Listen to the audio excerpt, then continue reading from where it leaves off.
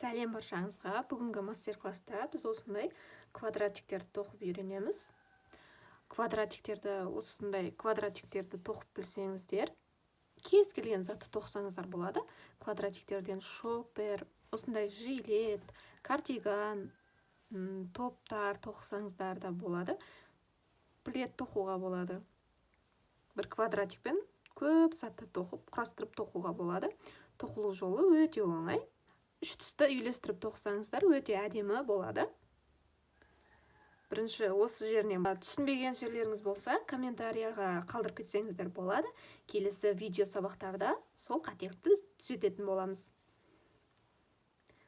12 столбикпен басталады. Әр қатарда 12 столбик қосылып тұрады.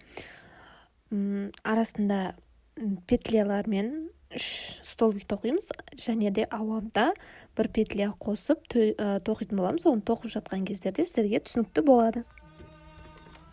Осылай түстерін үйлестіріп тоқсаңыздар болады. Мына 4 бұрышынан қосылып тұрады. Жаңа айттым ғой, 12 столбик қосамыз деп. Осы 4 бұрышынан қосылады. Сонда бізде әдемі квадратиктер шыға бастайды. Ары қарай мастер-класста толық түсіндіретін боламын. Бірінші бізге тоқуды бастау үшін қолымызға, екі саусағымызға кольцо амигуруми алуымыз керек болады. Екі саусағымызға жіпті орап, яғни осылай крючокты жіптен кіргізіп, осылай жіпті іліп аламыз. Мұқият қараңыздар. Содан соң ауада 3 рет іліп аламыз. Байқап қарасаңыздар, осындай кольцо пайда болды. Мұқият байқап қараңыздар, осындай кольцо жиырылу керек. Сонда кольцомыз дұрыс шыққан болады. Содан соң столбик алып аламыз. Ол үшін осылай крючокка жіпті орап аламыз. Содан соң жаңағы кольцоға кіргіземіз. Біз жаңа іліп алдық қой. Сол кольцоға крючокты кіргізіп, жіпті іліп, тағы да крючокка жіпті орап, 2 жіптен шығарып аламыз. 2 жіптен шығарамыз. Тағы да крючокка жіпті орап, 2 жіптен шығарып аламыз. Біздің столбигіміз дайын болды. Тағы да осындай 2 столбик тоқимыз.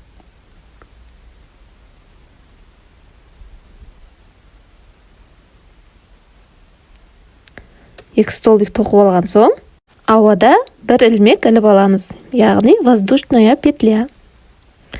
Содан соң тағы да 3 столбик іліп аламыз. Біз осылай 3 столбик іліп аламыз, және ауада бір петля іліп алуымыз керек. Дәл осылай 4 рет қайталанады. Бұл воздушная петлялар квадратиктің дұрыс шығу үшін, 4 бұрыш болып шығу үшін. Столбик іліп аламыз. 2 столбик іліп алдық. Енді 3-ші столбик іліп аламыз. Ауада бір рет ілеміз, яғни воздушная петля. Тағы да 3 столбик ілеміз.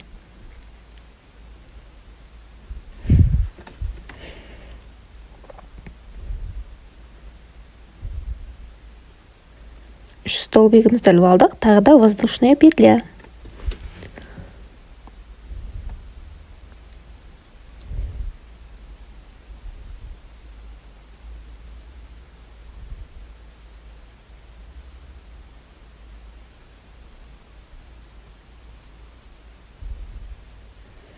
Осылай 12 столбик.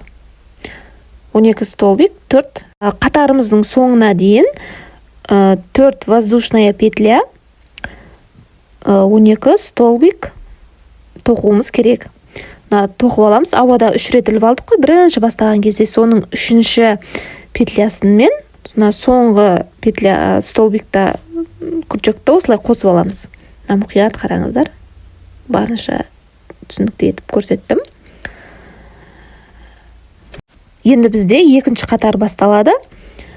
Мен екінші қатарын басқа түспен тоқығандықтан түсін өзгертіп жатырмын. Егер де жіпті басқа түсті қосам, егер де бір түспен жалғастыратын болсаңыздар, сол түспен жалғастырып кете берсеңіздер болады. Кесіп алдым. Енді бұл түстің маған керегі жоқ, сол себепті.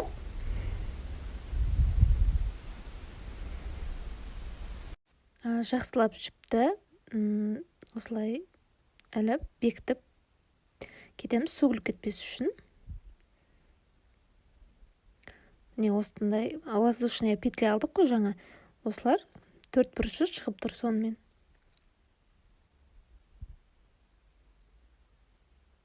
Міне воздушная петлялар да төрт бұрышы осылай шығып келе жатыр. Осылай төрт бұрышымыз шығып келе жатыр. Енді келесі қатарларда сіздерге барынша түсінікті болады. Жалғастырғалы жатырмын.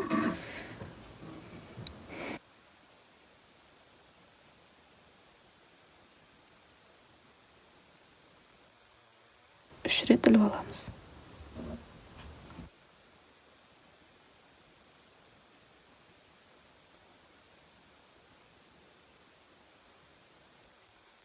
Білдірмей осы жерге кіргізерсек те болады. Тағы да 3 столбик іліп аламыз.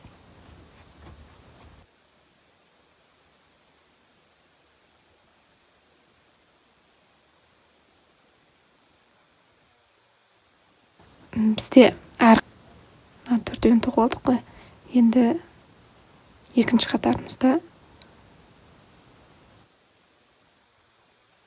2 рет іліп аламыз. Яғни осылай болады. 3 рет іліп алдық, ауада ілдік. Енді тағы да 3 рет 3 столбик іліп аламыз осы жерден.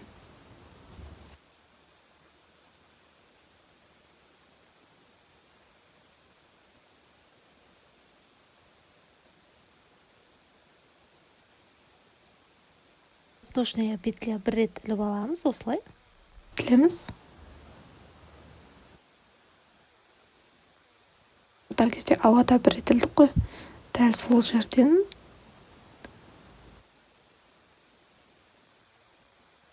үш столбик іліп аламыз.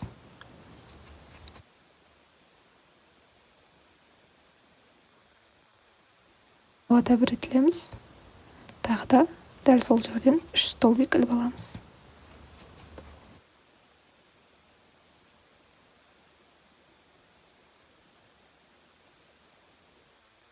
Тағы бірі.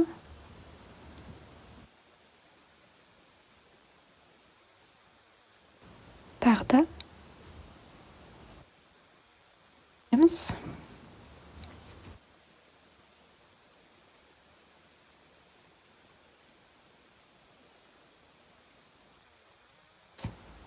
Тағы да 3 столбик іліп аламыз.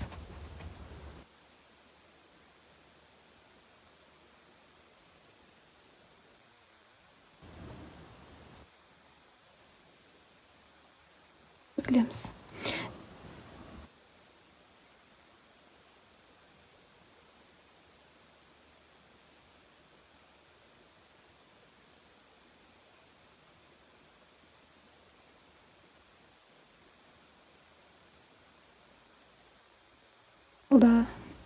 Мына ауада 3 рет іліп алдық қой, соның 3-ші петлясынан соңғы петляны екеуін біріктіреміз осылай.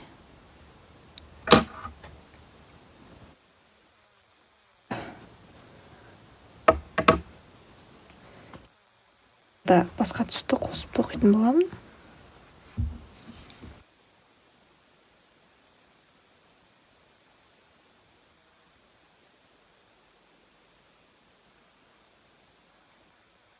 Бізде өзгеріс болады.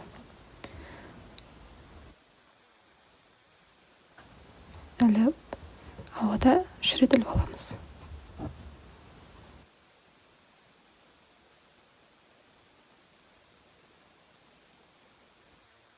Іліп алған соң 3 столбик іліп аламыз.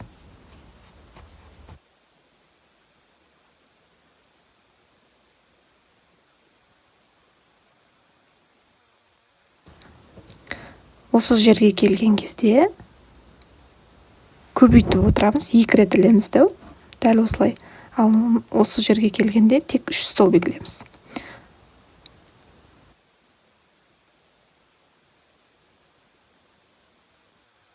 Сөйтеміз, сонда түсінікті болады.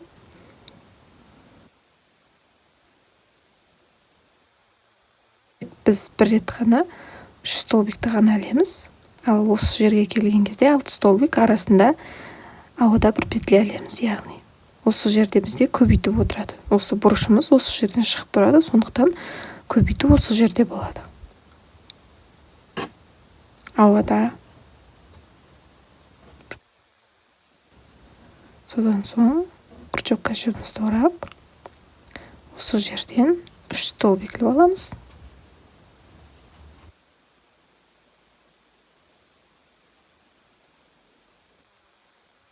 Тағы да осы жерден 3 столбик ілуіміз керек болады. Осы бұрыштан біз көбейтуіміз жүреді.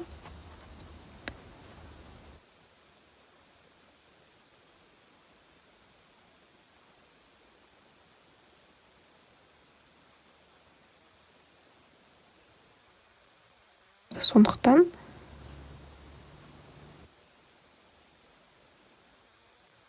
керек. Сонда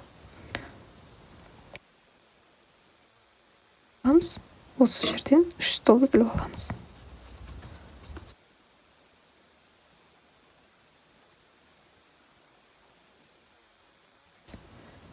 Тағы да осы жерден, мына жерден тоқыдық қой, осы жерден іліп алып, дәл солай тоқимыз.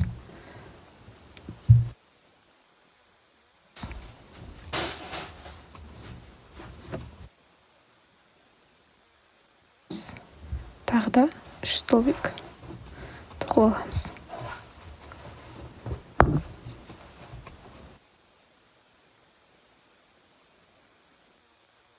Көбейту осы 4 бұрыштан жүргізіліп отырады. Осы жерге келген кезде 3 столбик, 3 столбиктен, яғни көбейту осы бұрыштардан жүргізіліп отырады.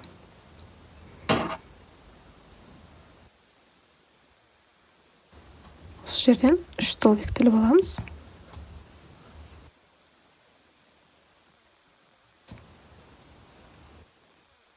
Яғни тағы да 2 рет 3 столбик іліп аламыз. Тағы да 3 столбик тоқып аламыз.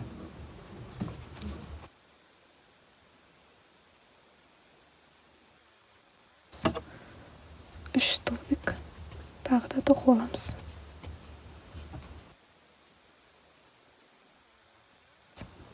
Тағы да осы жерден 3 столбик ілеміз, ауада бір рет ілеміз, тағы да 3 столбик тоқып аламыз.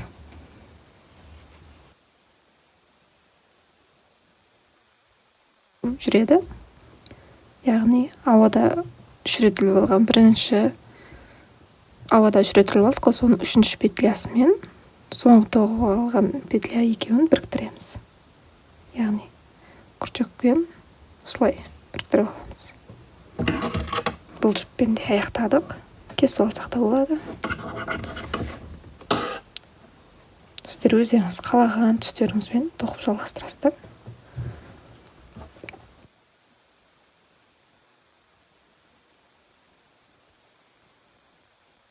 Болады өздеріңізге ұнаған түстерді үйлестіріп.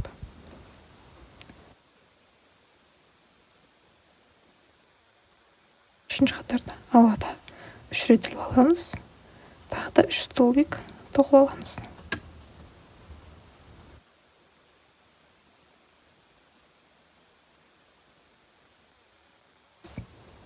Тағы да осы жерден 3 столбик іліп аламыз.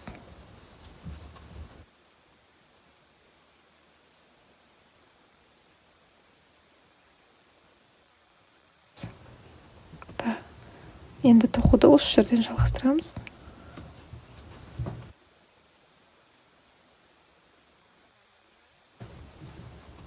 Ауада тағы да 3 столбик іліп аламыз.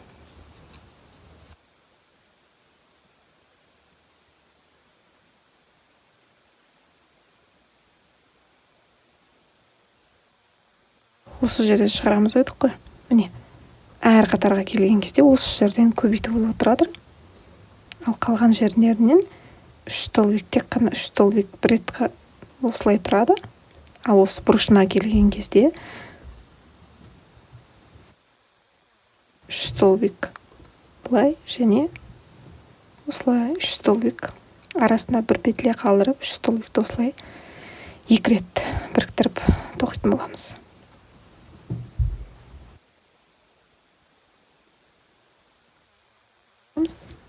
Осы жерден 3 столбик іліп аламыз.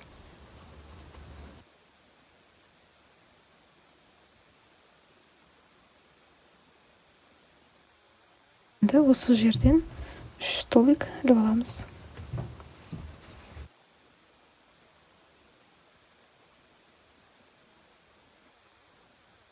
Столбик іліп аламыз.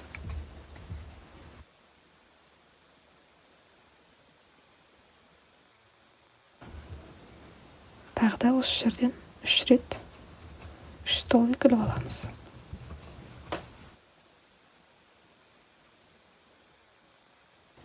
Енді осы жерден 3 столбик іліп аламыз.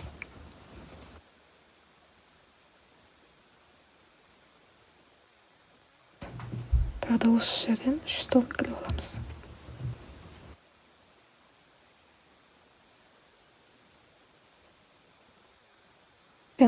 Үш столбик іліп аламыз.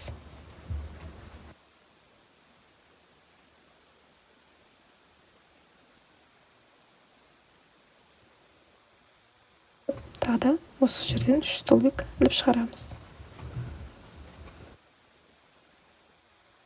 Енді осы жерден 3 столбик іліп аламыз.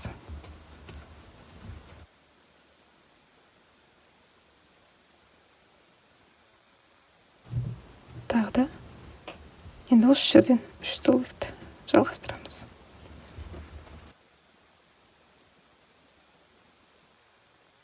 Енді осы жерден 3 столбик іліп аламыз.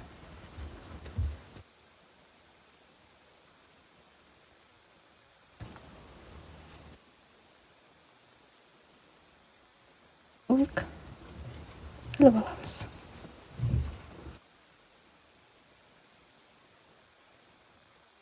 Да?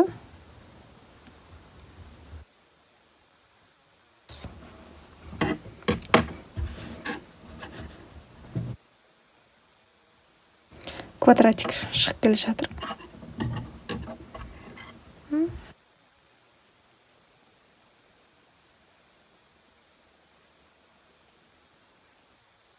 Келген кезде тоқылу осылай болады, ал қалған кезде дәл осы әдіс жалғаса береді. Кейінгі қатарларды солай тоқсаңыздар да болады. Осылай тоқтатып, бір квадратиктерді бір-біріне біріктіріп, шопер, панама тоқыған кезде қолдануға болады. Квадратикте көп зат тоқса болады осылай.